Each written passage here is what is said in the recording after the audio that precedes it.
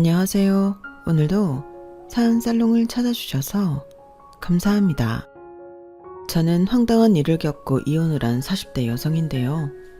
시간이 좀 지났지만 그래도 그때 일을 떠올리면 여전히 화가 명치까지 치닫는 터라 이렇게 사연을 신청하게 되었어요.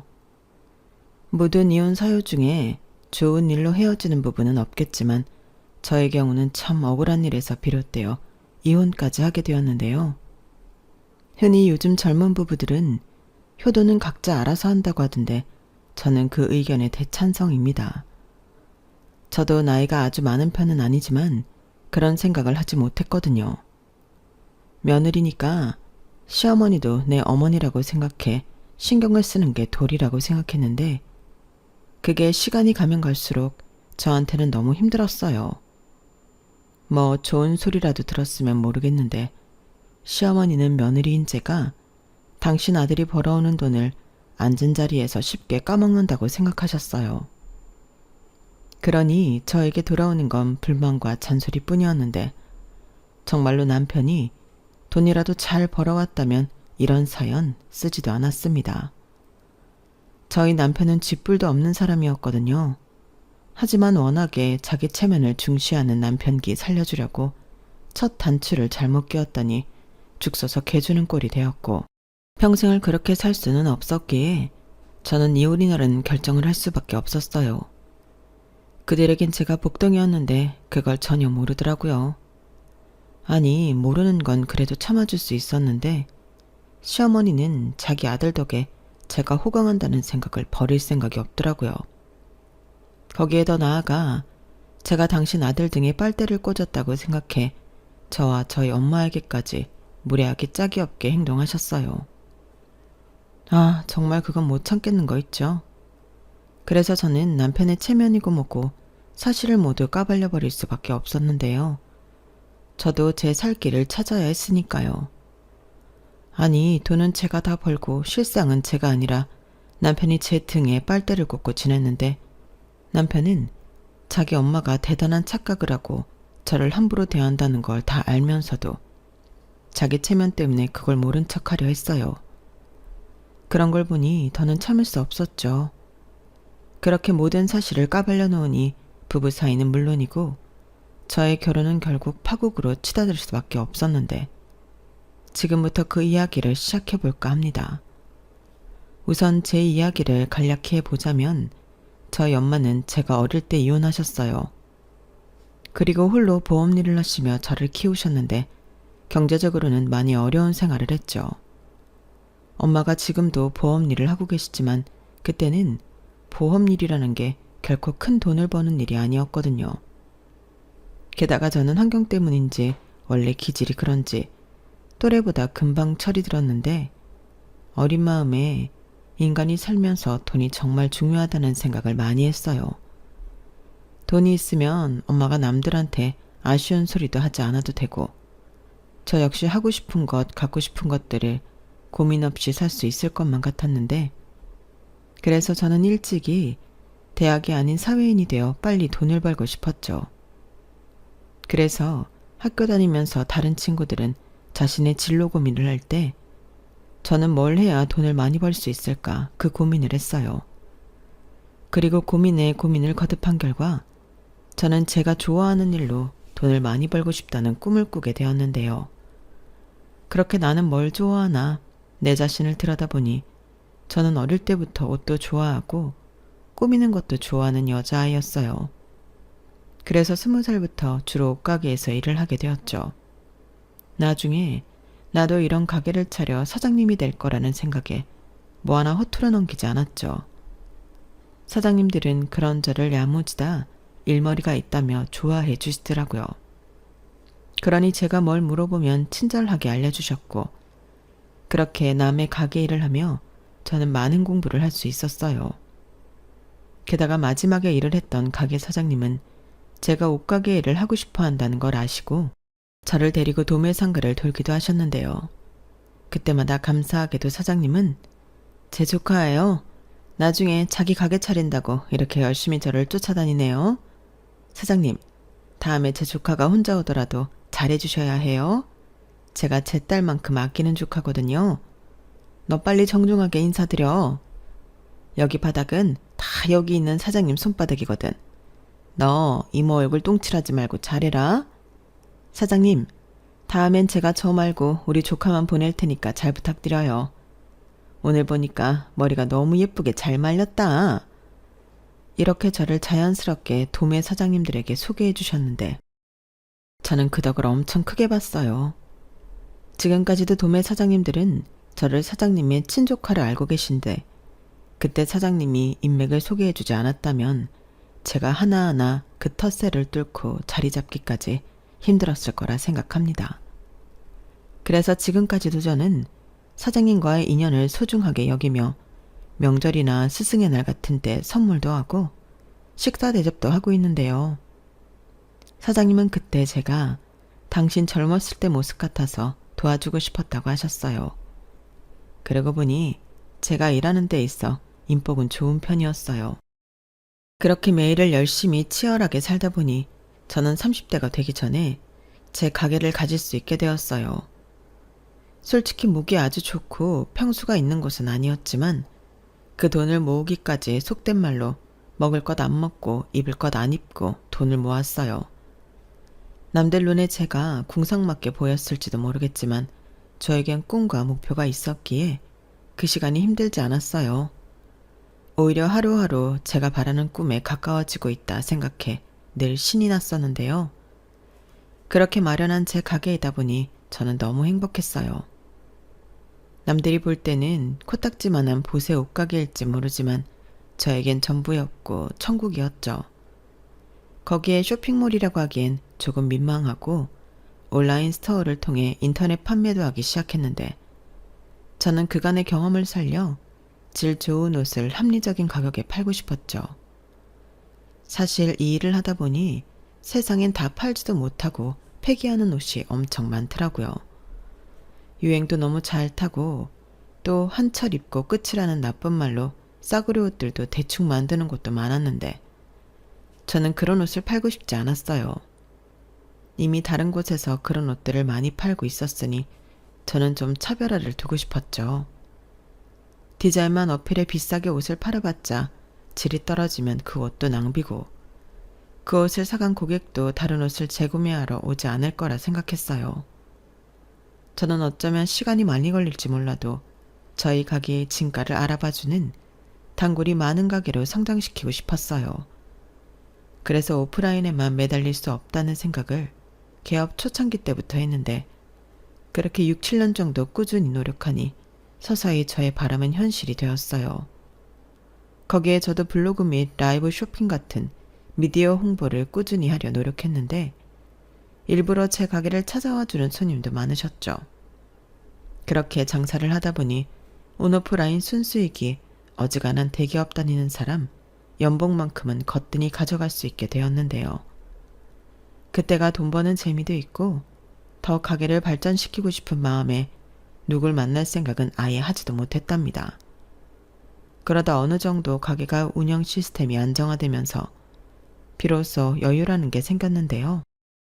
제 여유는 통장의 잔고와 같더라고요. 통장에 어느 정도 돈이 쌓이니 이젠 좀 나도 새 삶을 돌아봐도 되지 않을까 그런 생각을 하게 되더라고요. 그리고 남편도 그런 시점에서 만나게 되었는데요. 남편은 당시 친하게 지내던 친구의 아는 오빠였어요. 성민 오빠, 오빠가 백화점은 웬일이야? 여자친구 선물 사려고 왔어? 여자친구는 무슨, 너 또 사치 부리려고 백화점 왔냐? 뭐래, 내가 무슨 사치를 부린다고. 딱 보면 몰라? 친구 만나러 왔잖아.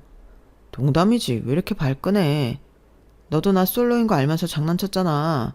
오빠가 설마 너를 정말 그렇게 생각하겠냐? 오빠 그런 사람 아니거든. 몰라, 그냥 반가워서 장난 좀 친 건데 친구 앞에서 사람 민망하게. 미안. 오빠가 그건 생각이 짧았다. 안녕하세요. 저 민주 아는 오빠인데요. 제가 장난친 거지 민주 그런 애 아니에요. 아, 네, 저도 알아요. 고등학교 때부터 친구인데 당연히 알죠. 와, 그렇구나. 고등학교 때부터 친구면 엄청 오래된 사이네요. 오빠, 내가 전에 옷가게 엄청 잘 된다고 했던 친구 있지? 그게 얘야. 아, 그 친구? 와, 듣기만 했는데 실제로 보니까 더 멋쟁이시네요. 그럼 내 친구가 학교 다닐 때부터도 센스가 남달랐어요. 같은 교복을 입는데 얘가 입는 교복은 뭔가 다르더라고. 정아, 너도 인사해. 여기는 개인 사업하는 성민이 오빠야. 안녕하세요. 네, 이렇게 만나게 돼서 반갑습니다. 근데 진주 오빠는 왜 혼자 백화점에 왔어? 선물? 다음 주가 엄마 생신이신데 도통 뭘 사야 할지 모르겠네. 옷을 좀 사드리고 싶은데 내 눈에는 다 똑같아 보인다. 엄마가 다음 달에 친구들이랑 여행 가시거든. 그때 입을 옷이 없다고 해서 무작정 백화점에 오긴 했는데 도통 모르겠어. 정말? 정아야, 그럼 네가 오빠 좀 도와줘. 아무래도 옷가게 사장님이 보는 눈이 더 좋겠지? 내가? 그럼 저는 너무 고맙죠. 초면이지만 제가 부탁 좀 드려도 될까요? 대신 맛있는 거 사드릴게요. 와, 정말? 비싼 거 먹어도 돼? 민주 너 말고 정아 씨 사드린다고. 치, 정아 내 친구거든? 내 친구 아니었으면 오빠가 정아한테 어떻게 그런 부탁을 해. 그러지 말고 나도 껴줘. 정아야, 너 실력 발휘 좀 제대로 해봐. 우리 오늘 진짜 맛있는 거 얻어먹자. 저 오빠 능력 있어. 그래도 백화점에 직원이 얼마나 많은데 내가 도움이 될까? 직원이랑 정아 씨는 다르죠. 그러지 말고 부탁 좀 드릴게요. 저희 엄마가 옷 보는 눈이 좀 깐깐하시거든요. 디자인도 보고 옷감 질도 보고 브랜드도 보는데 제가 아는 게 없어서요. 아, 그러시구나. 어머님이 멋쟁이신가 봐요. 좀 그런 편이시죠. 그래서 선물해드리고 욕먹은 날도 많아요. 좋은 아드님이세요. 그래도 꾸준히 선물을 해드리는 걸 보면. 그럼 제가 도움이 될지는 모르겠지만 한번 같이 봐드릴까요? 저는 그날 본인은 아니었지만 우연히 만난 남편을 위해 미래의 제 시어머니가 되실 분인 줄도 모르고 정성스럽게 옷을 골랐어요. 그리고 상의 하의 모자까지 해서 160만 원 정도 나왔는데 남편은 그 액수를 보면서 비싸네 어쩌네 말도 하지 않고 시원시원하게 쓰더군요. 솔직히 남자들 여자 옷값이 그렇게 비싼 건 좋아하지 않는다고 생각했는데 남편의 그런 모습은 저에게 좀 신선했어요. 오히려 저와 제 친구에게 보다가 마음에 드는 거 있으면 말해. 내가 많이는 못 사줘도 하나씩은 사줄게. 라고까지 했는데 친구는 좋아서 자기 옷을 고르기 바쁘더라고요. 하지만 저는 이게 업이기도 하고 처음 본 남자한테 그런 호의는 받고 싶지 않아 거절했는데요. 그게 저는 우리의 처음이자 마지막이라고 생각했어요. 지금도 그때를 떠올리면 당시 제가 남편에게 이성적인 호기심이나 호감은 별로 없었던 것 같은데 친구는 연신 자기 아는 오빠가 돈도 잘 벌고 주변 사람들도 잘 챙긴다고 입에 침이 마르도록 칭찬을 하기 바빴어요. 그렇게 저는 처음 본 제 미래의 남편과 프렌치 레스토랑에서 비싼 밥도 얻어먹고 와인 탓인지 기분이 한층 들떠서 집에 돌아왔죠. 그때 당시는 모르겠더니 헤어진 이후 그 남자가 사람이 괜찮았다, 멋있었다, 그런 생각을 하게 되었어요. 그리고 그런 일이 있고 정확히 일주일 뒤에 남편이 제 가게에 찾아왔는데요. 그때는 경황이 없어 깜짝 놀랐어요. 하필이면 그때가 택배 보내는 날이라서 아침부터 일이 많아 정신이 없는 날이었는데 그래서 제 꼬라지가 말이 아니었거든요. 아침 일찍 가게에 나온 터라 세수만 겨우 하고 옷도 편한 옷에 머리도 상투트로 올리듯 바짝 올려 묶었는데 그런 모습으로 남편과 재회를 하다니 쥐구멍이 있으면 숨고 싶은 심정이었어요. 하지만 남편은 일하는 제 모습이 멋지다고 저를 칭찬해 주었고 가게 위치를 그때 백화점에서 봤던 친구에게 들었다고 했는데요. 남편은 헤어지고 나서 제 생각이 많이 났다며 갑자기 저에게 남자친구가 있느냐고 물어봤어요. 그러고는 얼굴이 금방이라도 터질 것 같이 새빨개졌는데 자기도 염치 없지만 용기를 내서 찾아왔다고 수줍게 말하더라고요. 지금 생각해보면 참 멋대가리도 없는 데 씌었는데 저는 남편의 수줍어하는 모습에 귀엽다고 생각했어요. 그리고 그날 시키지도 않았는데 택배 보내는 일부터 가게 일을 도맡아 처리했고 그날 이후 남편의 꾸준한 애정 공세가 시작되었는데요. 가랑비에 옷이 젖는다고 간식 사다 주고 힘든 일 있으면 슈퍼맨처럼 나타나 뚝딱 처리해주는 등 저는 점점 남편에게 빠지게 되었어요. 그리고 그때 만난 친구의 말처럼 남편은 능력도 있어 보였는데요. 같이 다니면 제가 돈이 없는 것도 아닌데 제 돈은 일절 쓰지 못하게 하더라고요. 어허, 오빠랑 있을 때는 지갑 꺼낼 생각도 하지 마. 내가 설마 여자친구 만나면서 돈 쓰게 할까? 라고 했는데 그 모습이 저는 자신감이 있어 보이고 좋았어요. 남자가 없어서 궁상 떠는 것보다 그게 설령 다른 사람 눈에는 허풍이나 허세처럼 보일지라도 저는 돈을 쓸 때는 시원하게 쓰는 게 더 멋있다고 생각했거든요.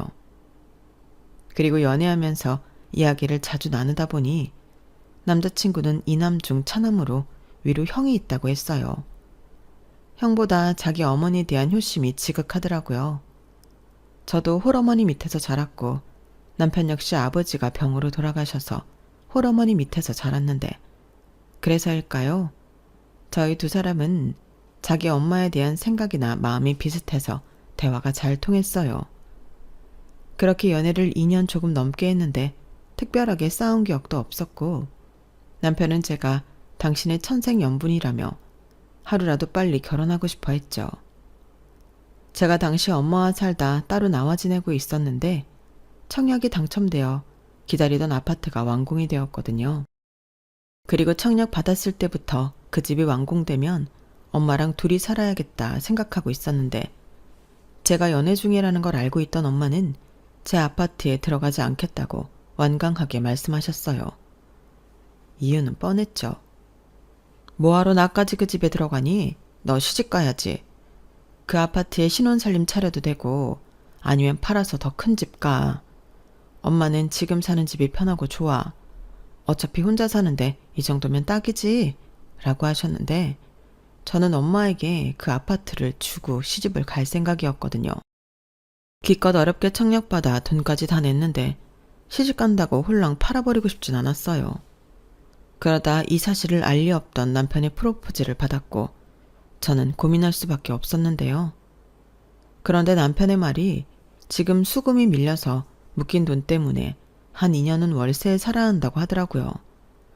그럼 결혼을 아예 2년 뒤에 하면 되지 않겠냐고 하니 우리 엄마가 장가가라고 하도 난리셔서 형은 장가가서 애까지 있는데 나만 장가 안 가고 나이만 먹는다고 올해까지도 안 가면 선 봐서 며느리 드린다고 하는데 내가 정한 너를 두고 어떻게 딴 여자를 만나?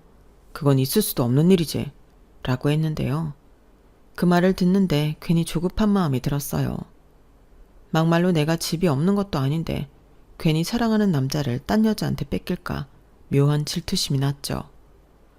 저는 그게 제가 똥 밟는 건 줄도 모르고 내가 아파트가 있으니 그럼 월세 말고 그 집을 신혼집으로 하자고 말했는데 남편은 정말 몰랐다며 깜짝 놀라며 좋아하더군요. 대신 자기가 생활비는 아주 넉넉히 주겠다고 큰 소리까지 쳤는데 실상은 아니었어요. 무슨 사업이 돈이 계속 묶이는지 남편은 신혼 때부터 저에게 아쉬운 소리만 하더라고요. 게다가 남편이 상견례하기 바로 전 부탁한 게 하나 있었는데요. 자기 엄마가 물어보면 제 아파트를 반반씩해서 구입한 공동명의라고 말을 해달라 하더군요. 아마 우리 엄마는 당연하게 우리 신혼집을 내가 샀을 거라고 생각하실 거거든. 그런데 공동명의도 아니고 자기 집이라고 해봐.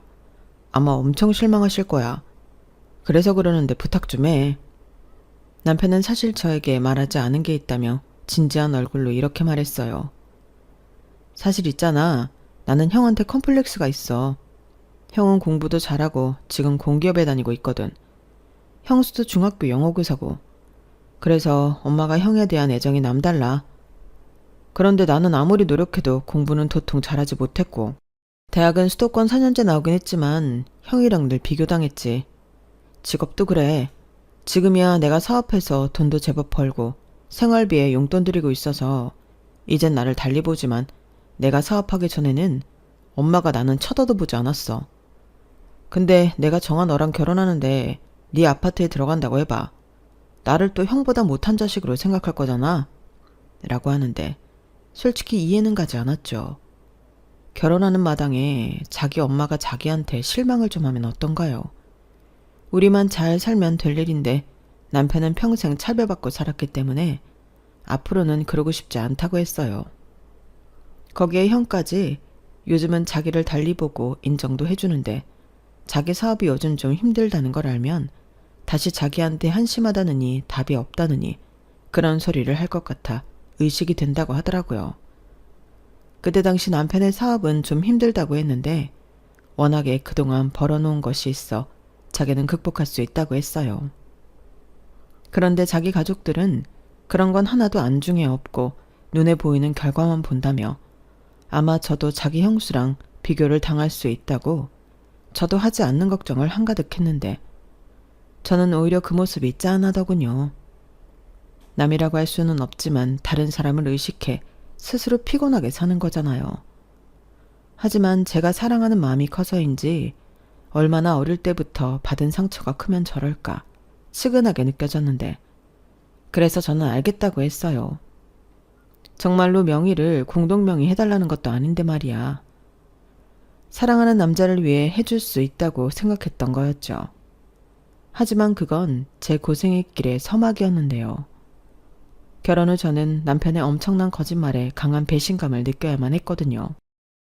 그 거짓말이 뭐냐면 남편은 애시당초 자기 사업을 하는 사람이 아니었는데요.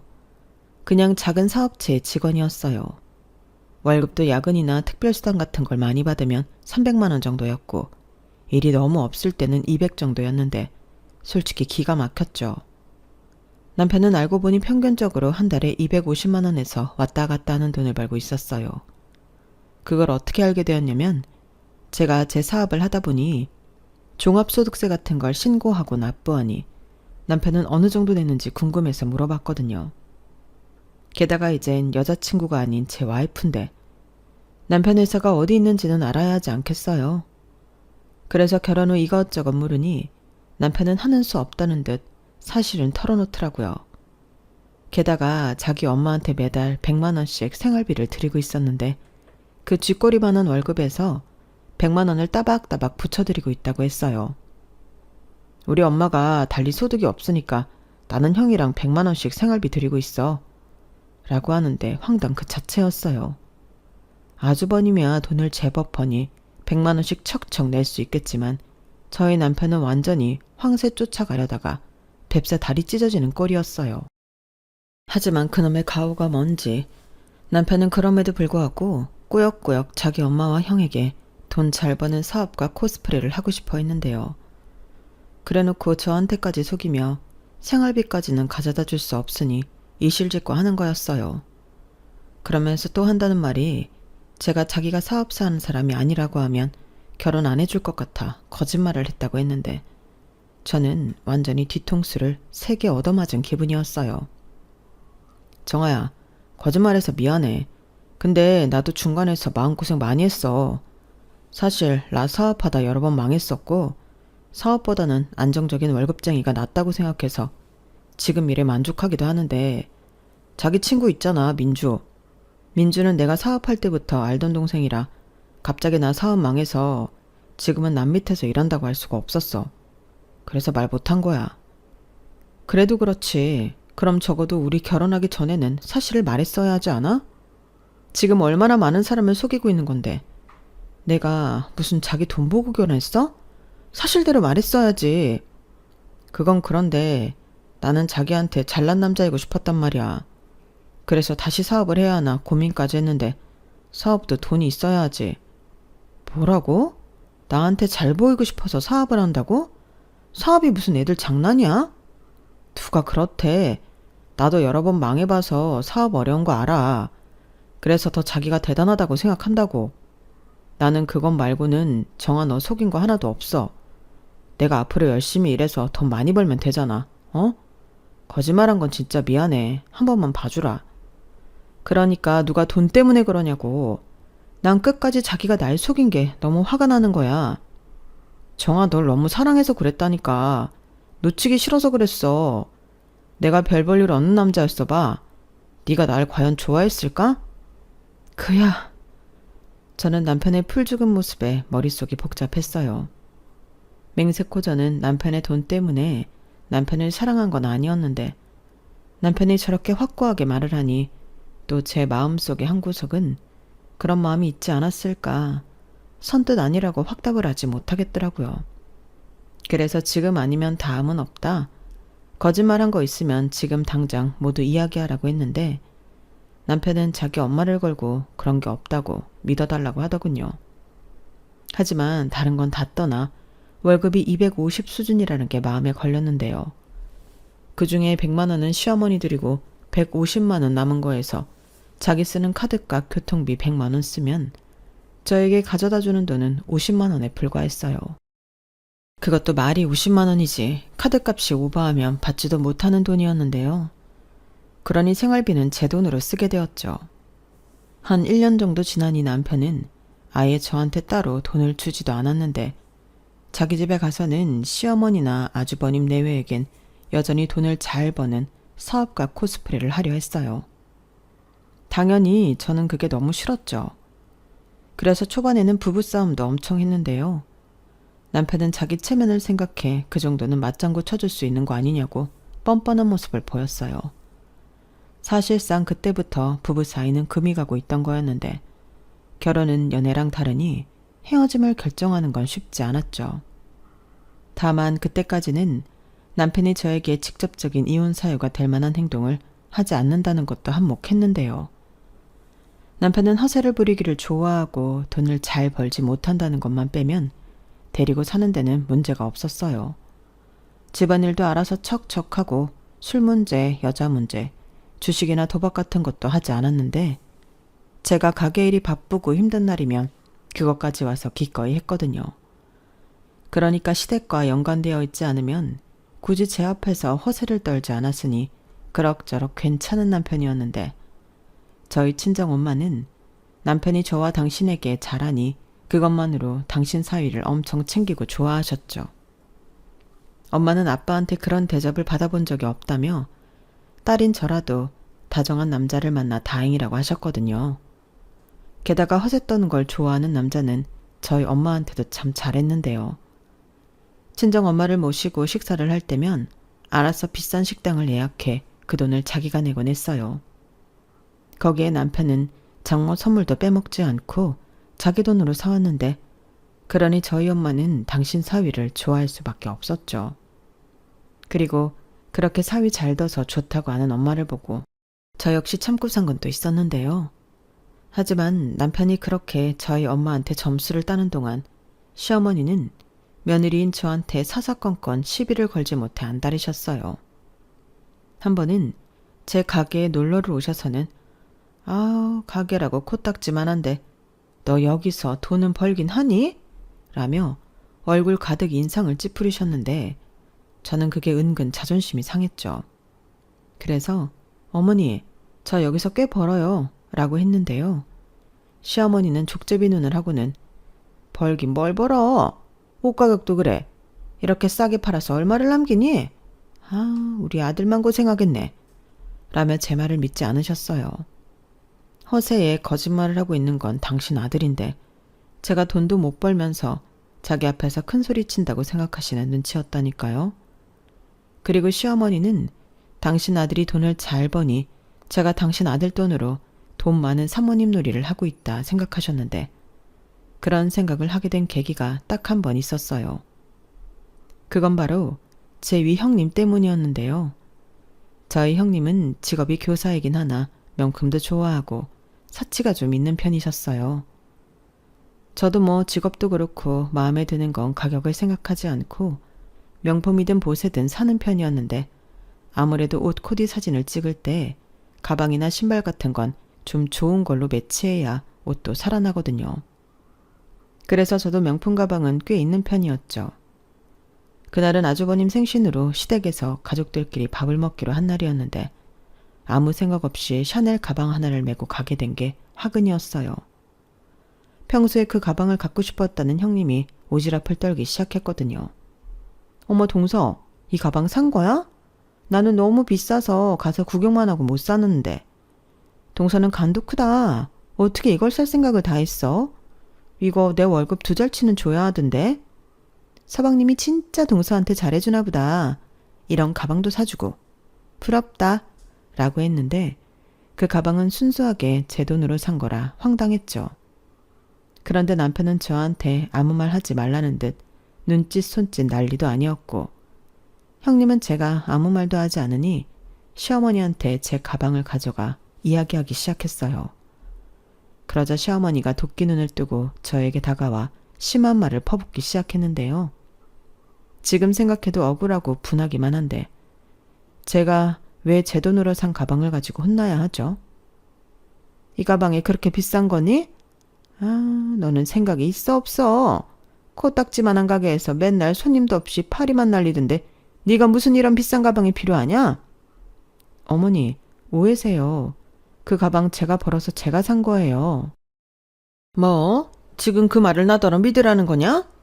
동서, 왜 그래? 아까는 아무 말 안 했잖아. 그야 좀 전에는 형님이 제 가방 가지고 어머니한테 일러 바칠지 몰라서 그랬죠. 애도 아니고. 뭐? 동서, 지금 말 다 했어? 나는 그냥 가방이 예쁘니까 어머니도 한번 보시라고 한 것뿐이지. 저더러 그 말을 믿으라고요? 그리고 그 가방 진짜 제 돈으로 산 거 맞아요. 원하시면 제가 카드 내역 보여드릴게요. 됐다. 네가 긁고 그 돈을 우리 아들이 갚아줬겠지. 너는 고졸이라 그런지 그런 말을 해도 뭐 그렇게 허술하니? 이래서 내가 고졸 며느리는 보고 싶지 않았던 거야. 뭐라고요? 엄마, 그만해. 갑자기 여기서 학벌 얘기가 왜 나와? 우리 정아, 집 평점 때문에 대학 못 간 거지. 공부 못해서 그런 거 아니거든? 그리고 그 가방도 우리 정아가 산 거 맞아. 형수, 뭘 그런 거 가지고 일을 크게 만들어요. 누가 사면 어때요? 아니, 도련님. 야, 너 지금 네 형수한테 뭐라고 하냐? 나도 뭐라고 하나는? 그래, 내 와이프인데 보아하니 재수씨 감사하려고 하나 본데 그런 건 니네 집에 가서 해. 괜히 내 생일에 분위기만 망쳤잖아. 저는 아주버님의 말에 속에서 천불이 끓었어요. 이 분위기를 처음 망치기 시작한 게 당신 부인인데 왜 저를 원망하는 건지 입맛도 떨어지고 시댁에 있고 싶지 않더라고요. 그러자 제 눈치를 보던 남편이 오늘은 날이 아닌 것 같다며 우리 먼저 일어나자고 했는데, 시어머니는 저 때문에 당신 막내 아들이 그러는 거라며 제 뒤통수에 대고 불만을 이야기하셨지만, 남편은 자기가 알아서 수습하겠다고 저를 데리고 시댁을 나왔어요. 그러면서 한다는 말이 미안하다는 말이 아니고 다음부터는 명품 가방 가지고 시댁에 가지 말라는 소리였는데 그냥 시댁 자체를 가고 싶지 않았죠. 그래서 저는 앞으로는 명절만 시댁에 가겠다고 했는데 남편은 한숨만 쉬었어요. 제가 꼬라지가 났다는 거였죠. 하지만 그게 꼬라지든 저는 남편의 거짓 코스프레 하는 것도 싫고 그걸 믿고 저한테 함부로 하는 그 집 식구들도 싫어. 시댁에는 발길을 끈다시피 했는데 시어머니 역시도 저보다는 당신 아들이 편하니 저한테 전화는 잘 하지 않으셨어요. 그리고 남편이 중간에서 자기 혼자 왔다 갔다 하면서 알아서 잘하고 있는 것 같아 더 신경 쓰고 싶지도 않았는데요. 그러던 중 제가 결혼하고 3년 차에 접어들었는데 친정엄마가 유방암 2기라고 진단을 받았다고 연락을 하셨어요.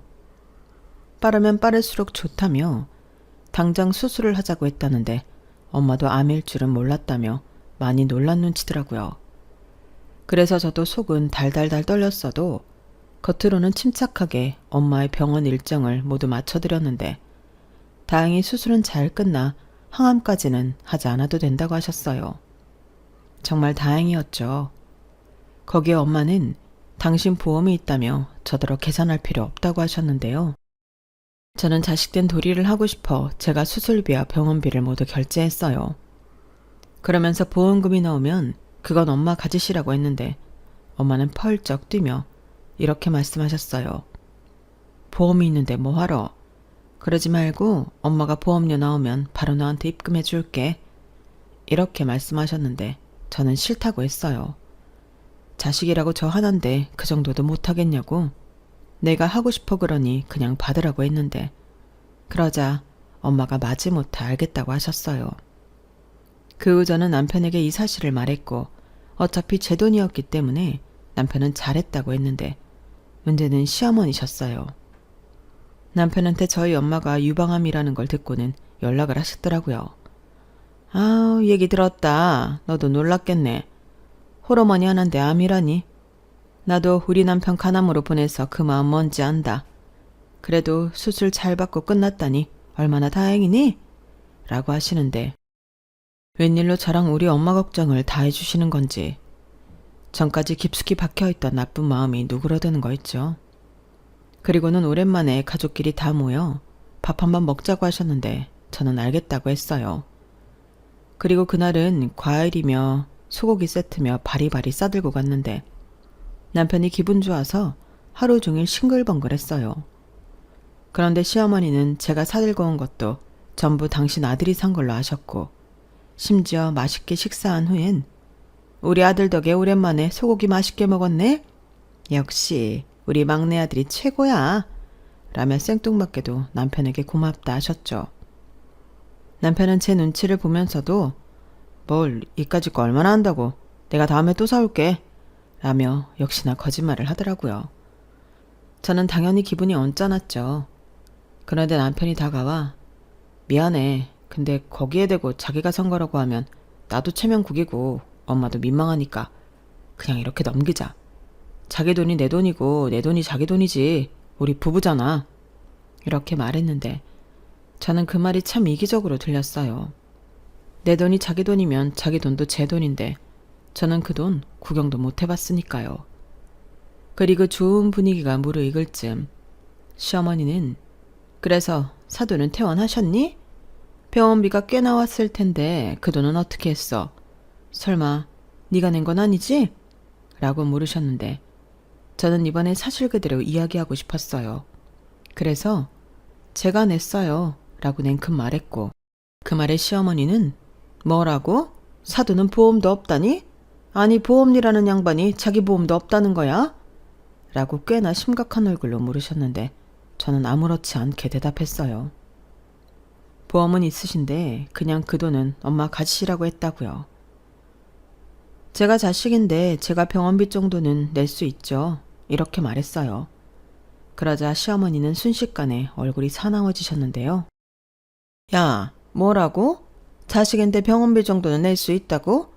너는 어쩜 네 돈도 아닌데 그렇게 뻔뻔하게 굴 수 있니? 네? 그게 무슨 어머니 그 돈 엄마 그만해. 그 일은 우리가 알아서 하는 거지. 다른 사람도 아니고 장모님이신데 알아서 하긴 뭘 알아서 해. 얘가 지금 네 돈으로 지 엄마한테 효도를 하고 있잖아. 어머니 그게 무슨 말씀이세요? 저 이 사람 돈 아니고 제 돈으로 병원비 냈어요. 지금 나더러 그 말을 믿으라는 거냐? 내가 그 가게 잘 되는 꼴을 본 적이 없는데 어디서 거짓부렁이야? 아니라니까요. 제가 뭐 매출 전표라도 보여드려야 믿으시겠어요? 저는 억울한 마음에 이참에 모든 걸 까발릴 생각이었어요. 하지만 옆에서 남편이 필사적으로 말렸는데 문득 이런 생각이 들더라고요. 지가 우리 엄마 병원비 내드렸다고 자기 엄마한테 떠든 건 아닐까. 그런 생각을 하니 이놈도 한패처럼 느껴졌는데 남편이 중간에서 뭐라고 하니 시어머니도 더는 하고 싶은 말을 꾹 참는 것처럼 보였어요. 그리고 남편은 괜히 왔다며 저더러 집에 가자고 했는데요. 저는 제 손을 잡으려 하는 남편의 손을 뿌리치고 그 집을 나와버렸어요. 그러자 제 뒤통수에 대고 시어머니가 저 싸가지 없는 것 좀 봐. 저런 게 뭐가 좋다고? 라고 하셨는데 두 손이 분해서 바들바들 떨리는 거 있죠. 능력도 없고 거짓 코스프레하는 당신 아들 데리고 살아주는 게 누군데 누구더러 싸가지가 없다 하는 건지. 그날은 남편도 안방에서 내쫓고 혼자 잠이 들었어요. 그리고 일어나 보니 아침 일찍 출근이라도 한 듯 집에 남편 모습은 보이지 않았는데 그렇게 점심때쯤 가게에 나가보니 시어머니가 가게 문 앞에서 저를 기다리고 있더군요. 딱 봐도 어제 다 못한 거 마저 하러 온 사람이었는데 남편도 없겠다. 저는 오히려 진실을 밝히기에 좋은 기회라고 생각했어요. 그래서 안에 들어가서 이야기하시라고 말씀드리고 가게 문을 열었는데 시어머니가 바로 먼저 시작하시더군요.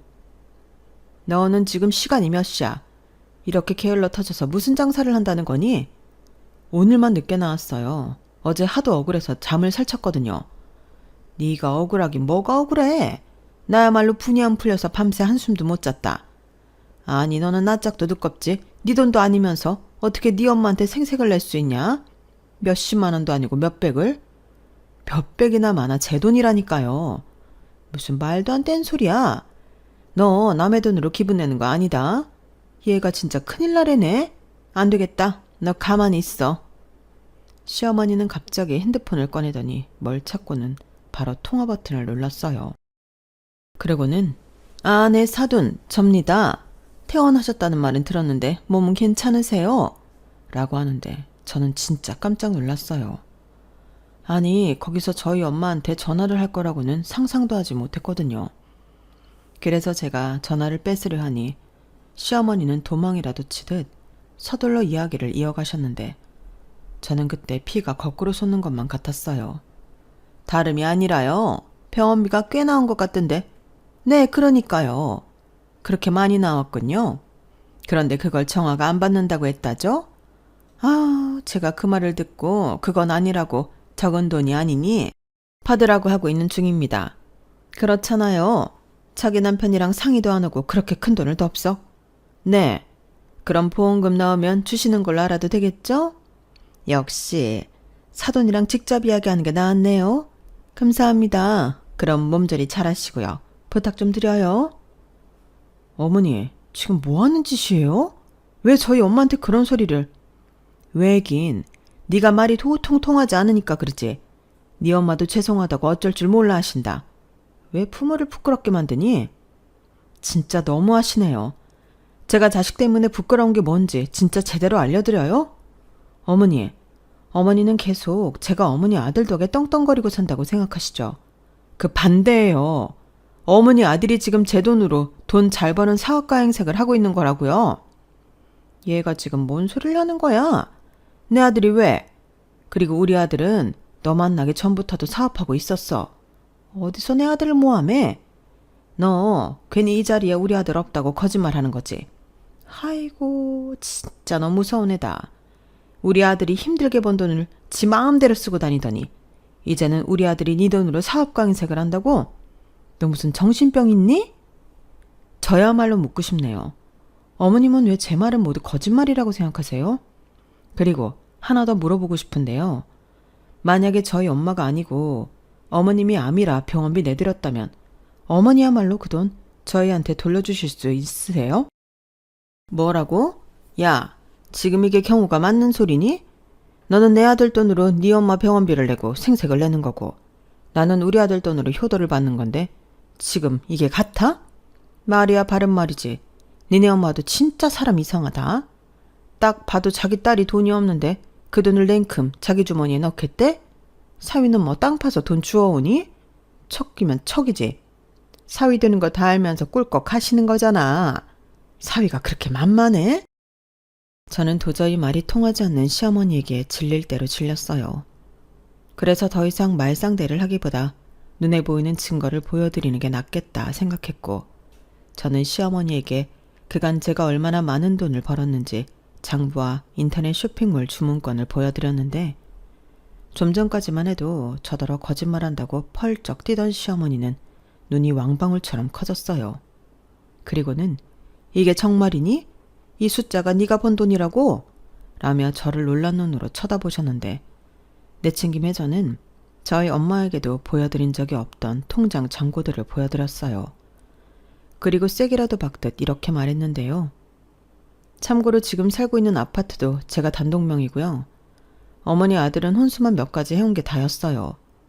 저는 생활비라고 받은 게 아마 다 해도 500만 원도 안 될걸요? 저도 결혼 전까지 어머니처럼 그이가 돈 잘 버는 사업가를 알고 있었어요. 저도 속아서 결혼한 거라고요. 그래도 사람은 나쁘지 않아서 참고 살았는데 이젠 어머니 때문에 못 살겠어요. 뭐? 나 때문에? 네. 능력 없는 남자 데리고 사는 것도 쉽지 않은데 시댁에서 거짓말쟁이 취급이나 받고 제 돈인데 남의 돈을 생색낸다는 소리나 듣고 있으니 제가 어떻게 이 망할 결혼 생활을 지속하겠어요. 저는 남편이랑 헤어져도 사는데 지장 없어요. 아, 어머니 아들 한 달에 얼마 버는지 아세요? 250만 원이요. 그것도 지난달에는 아마 200만 원도 못 벌었을걸요? 그런데 그 중에 어머니 100만 원 드리고 자기 생활비 카드값 마이너스 아니면 다행이겠네요.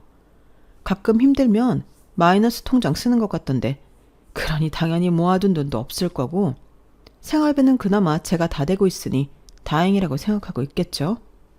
근데 이젠 어머니 알드도 어떻게 살지 고민 좀 해야 할 거예요. 어머님이랑 같이 살던지 아니면 어머니 드리는 생활비를 줄이던지 뭔 수를 내야겠죠. 뭐야? 너 지금 쇼하는 거지? 우리 아들이 그럴 리가 없어. 우리 아들이 고작 그런 푼돈을 번다고? 궁금하시면 어머님이 어머니 아들 통장 보여달라고 하세요. 저는 그동안 자기 체면 좀 살려달라고 하도 그 사람이 부탁해서 말하지 않으려 했는데 저라고 계속 이런 오해나 받고 살 수 있겠어요? 사업? 웃긴다 그래요. 어디 이름도 없는 조그만 회사 다니면서 자기 분수도 모르고 돈 100만 원씩 따박따박 자기 엄마 생활비를 드린대요? 시어머니는 제 말에 거의 뒤로 넘어가기 직전이었어요. 그리고는 무슨 정신승리라도 하려는 건지 저더러 계속 거짓말을 한다고 하셨는데 아마 그 정도로 믿고 싶지 않은 눈치였어요. 그래서 어머님이 하도 아주버님이랑 비교하고 치사하게 차별하니까 아들이 그렇게 삐딱하게 자란 거예요. 그러니까 이건 어머님이 잘못이라고요. 라고 했는데 시어머니는 더 이상 저더러 거짓말한다고 몰아세울 수 없을 것 같으니 태세를 완전히 전환하셨는데 바로 이렇게 말을 바꾸셨어요. 그래, 네 말이 다 맞다 치자. 그렇다고 이렇게 시어머니를 개무시를 해? 가난한 집구석의 고졸인 주제에 기껏 며느리를 받아줬더니 뭐가 어쩌고 저째? 어머니 잘못이에요? 저는 시어머니의 말에 그저 웃음만 나왔어요. 사람이 자기 혼자 살겠다고 얼굴색을 저렇게 바꿀 수 있다니 어이가 없었거든요. 그래서 어차피 그때는 이혼하기로 마음을 정했기 때문에 그간 고졸며느리 참고 계시느라 수고가 많으셨네요. 그럼 앞으로는 원하는 새며느리 얻길 바라고 이제 그만 제 가게에서 나가세요. 더 하실 말씀도 없으시잖아요. 라며 시어머니를 가게 밖으로 내몰았는데 시어머니는 이혼으로 협박하냐고 저더러 나도 너같이 싸가지 없는 며느리 안 보면 땡큐야 라고 하시며 당신빨로 가게를 나가셨는데 아마 나가셔서 바로 남편한테 전화를 한 모양이었어요. 정말 사업하는 게 아니고 직원이냐? 너 꼴랑 200만 원 버냐? 이런 것들을 물어본 것 같았는데요. 저녁에 집에 돌아온 남편의 얼굴엔 근심이 가득하더군요. 그러면서 저한테 실망했다며 다그치기 시작했는데 저더러 너 살려고 자길 팔았냐고 어떻게 그럴 수 있냐고 하는 거 있죠. 그동안 지 살자고 접한 건 생각도 안 하고 저런 말을 하는데 저런 놈 뭐가 좋다고 봐주고 살았나. 저는 제 지난날의 선택을 진심 후회했어요. 그리고 나 살자고 너 판 거 아니고 그게 진실이라 밝혔을 뿐이라고 이혼하자고 미리 준비해간 이혼 서류를 내밀었는데 남편은 절대 이혼 못 해준다고 제 눈앞에서 이혼 서류를 푹푹 찢어버리더군요. 솔직히 예상은 했어요. 남편한테 저는 놓치면 손해인 게 뻔했으니 순순하게 이혼해주지 않을 거라고 생각했거든요. 왜? 나 없이는 못 살 것 같지? 그 돈 벌어서 어떻게 살겠어. 근데 나도 지금처럼은 못 살아. 이혼하기 싫으면 앞으로 자기도 생활비 똑같이 우리가 관리비에 식비 뭐 이것저것 다 하면 300만 원 정도 나오는데 150, 자기 150 이렇게 내자. 뭐? 지금 나더러 생활비를 내라는 거야? 지금까지 아무 말도 하지 않았으면서? 내가 왜 일방적으로 손해보고 살아야 하는데? 자기가 그랬잖아. 거짓말한 거 미안하다고. 대신 돈 많이 벌어오겠다고. 하지 않았어? 근데 나한테 그동안 얼마 가져다 줬니? 아니, 내가 무슨 너처럼 사업을 하는 것도 아닌데 그런 큰 돈이 어딨다고. 왜? 어머니 드릴 돈은 있고 우리 생활비 줄 돈은 없는 거야? 진짜 왜 그러냐. 요즘 가뜩이나 일이 없어서 200만 원도 겨우 받는데. 그래서 나더러 언제까지 혼자 다 감당하라는 건데 생활비 안 주는 것도 이혼 사유에 해당되는 거 몰라? 자기는 잘 벌잖아. 그동안도 아무 소리 하지 않고 다녔으면서. 그래서 앞으로도 아무 소리 하지 말고 다 내라. 이 소리니? 내가 무슨 아들 키워? 됐고, 그럼 성이라도 보여. 이번 달부터 어머니한테 드리는 생활비 나 주라고. 뭐? 우리 엄마 생활비를 너한테 주라고? 왜? 내가 틀린 말 했어? 아주버님이 알아서 하든 어머님이 알아서 하든 하겠지. 나랑 이혼하기 싫다며? 정아야, 이름 부르지 마. 나는 지금 뭐 속이 좋아서 이러고 있는 줄 알아? 싫으면 이혼해. 진짜 너무한다. 네가 다 까발려서 이젠 네가 원하는 대로 됐잖아. 사람이 잔인하게 꼭 이렇게까지 해야 해? 지금 생각해보니까 그동안 내가 바보 천치였어. 내 돈으로 효도하는 거 아니니까 그냥 뒀는데 자기 생색내는 일에만 목매했잖아. 다다음 달 어머니 일본 가실 때도 자기가 경비 내드린다고 했지? 어디 능력 있으면 해보라고. 나한테 손 벌릴 생각 아니었어? 그건 우리 엄마도 친구들 앞에서 체면이 있으니까. 체면 같은 소리 하네. 너도 니네 엄마도 분수에 맞게 살아. 뭐? 너 지금 말 다 했어? 왜? 내가 틀린 말 했어? 어머님이 그러시더라. 남의 돈으로 효도하면 안 되는 거라고. 그 말 그대로 하자는 거야. 싫으면 이혼해. 내가 이혼 못해서 이러는 거 아니거든? 잘 생각해 보라고. 나도 소송하게 되면 치사하게 다 받아 챙길 거니까. 저는 그날 도끼가 가득한 얼굴로 그 사람한테 말했어요. 저는 애당초 남편이랑 더 살 마음이 없었는데 그 인간이 저한테 150만 원 생활비를 주지 못할 걸 알고 하는 말이었죠. 아이도 없으니 그냥 합의 이혼하고 제 집에서 쫓아내는 걸로 끝나면 그게 제일 좋고, 그게 안 되고 버틴다면 그동안 못 받은 생활비도 계산해서 받아내고 위자료까지 챙길 마음이었는데, 며칠 뒤 남편은 꼬랑지를 내리고 이렇게 물었어요. 그럼 합의 이혼하면 나한테 돈 달라는 소리 안 하는 거지? 라고 하는데 저는 그렇다고 했죠.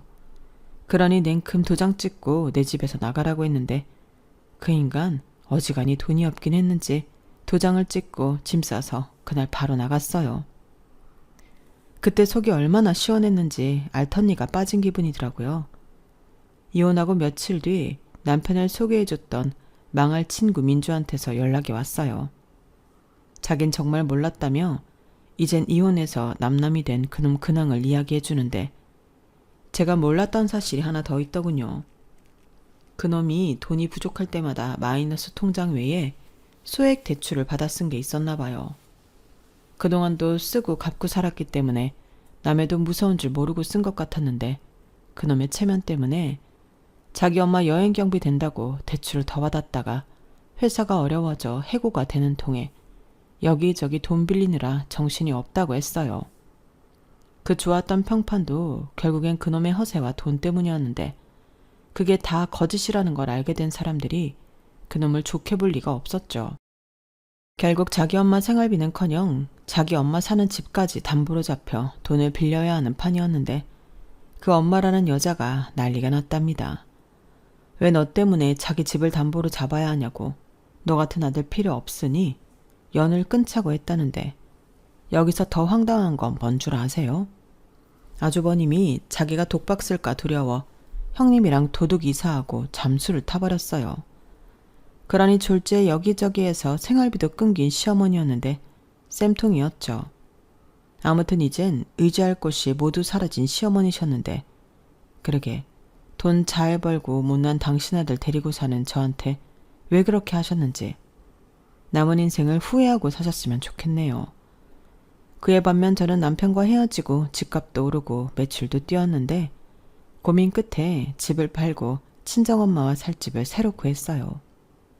뒤늦게 제 이혼 사실을 안 저희 엄마는 말씀은 안 하셔도 속상한 듯 했는데, 엄마 팔자 닮았다고 자책하는 소리를 들었거든요. 그래서 그런 거 아니라고, 더 잘 살려고 이혼한 거라며 엄마에게 제 진심을 얘기했는데, 엄마는 혼자 사는 삶이 녹록지 않다며 걱정이 이만저만이 아니었어요. 그래서 저는 벌어놓은 돈도 있고 엄마랑 재미있게 살 거라며 걱정하지 않아도 된다고 했는데, 그때 처음 느꼈어요. 우리 엄마도 많이 약해졌다는 걸요. 아마 몸이 아프면서 마음도 많이 약해진 듯 했는데, 제가 이혼한다고 너무 신경도 못 쓰지 않았나 후회가 밀려왔어요. 그래서 혼자 하던 사업을 직원 2명을 뽑아 매장과 온라인 판매를 담당하게 만들고 저는 엄마와 시간을 많이 보내려 노력하기 시작했는데 솔직히 인건비는 뽑고도 남을 정도로 매출이 잘 나오기에 저는 편하게 엄마 곁에 있을 수 있었어요. 그렇다고 아주 제가 손을 떼고 있는 건 아니라서 솔직히 정신은 없는데 그래도 일도 엄마도 챙길 수 있으니 당분간은 지금처럼 생활하려 합니다. 엄마랑 여행도 많이 다니고 전에는 바쁘고 돈이 없어 만들지 못한 추억도 많이 만들 생각인데요. 거기에 더불어 누구처럼 거짓말이 아닌 진실로 엄마가 자랑스러워할 수 있는 멋진 딸이 되고 싶네요. 지금은 바람이 있다면 저희 엄마가 완치 판정을 받고 저랑 더 많은 시간을 함께하는 건데 부디 그 바람이 이루어질 수 있길 소망하며 제 이야기는 이만 줄이도록 하겠습니다. 쓰다 보니 글이 많이 길어졌는데 끝까지 들어주셔서 감사해요. 여러분들은 부디 저처럼 이상한 사람들 때문에 스트레스 받지 말고 좋은 사람들 속에 재미있고 행복한 시간만 보내시길 진심으로 바라겠습니다. 그럼 뭐니 해도 건강 잘 챙기시고요. 저는 이만 마지막 인사를 올릴게요. 지금까지 제 사연 함께 해주셔서 감사합니다. 안녕히 계세요. 여러분, 사연 댓글에 응원과 현명한 조언 부탁드려요. 좋아요와 구독은 저에게 큰 힘이 됩니다. 오늘도 좋은 일 가득하세요.